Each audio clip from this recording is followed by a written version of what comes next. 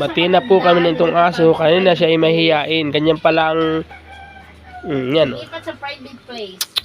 Bati tayo Di ba nagpakilala na ako sa iyo kanina? Liit lang siya. Pinigaan naman. Pwede na, kukunin ko na. Chuchu. Yun. Plastic. Tapos, Dumayo ng inom. Dahil po ang asawa ng hingi pa ng ampalaya. Sabi niya. Yan. Painom na, papalaya pa. Chu. Masini pa. Mga kagaya.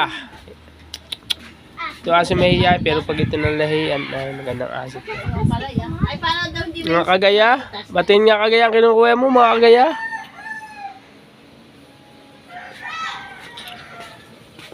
Pwede na may na kalaki. Fresh pa yan, fresh. Buti yung kamay mo yan. Mahuli na lang po na may-ari, hindi pa napipitas. Buhay. Ano nalok mo, asawa? Nag-1 point na karning baboy. Tama na itlog, itlog na lang. Itlog mo. Kaya ako kulay brown.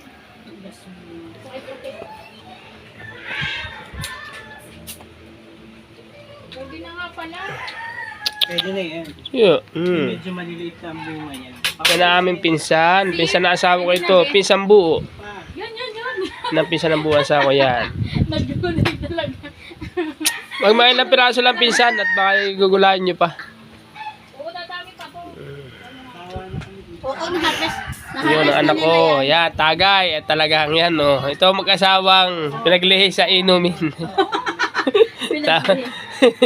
Pinaglihi sa inumin. Sa inumin. Mga kagaya. Kung may kasubok. Ano isa? Kagaya. Kung may kahubok, may kagala. Napigay. Ako naman sa kagaya. Ako naman si kagaya. Yan. Dandaan lang, hindi kagaya. Kagaya. Kagaya.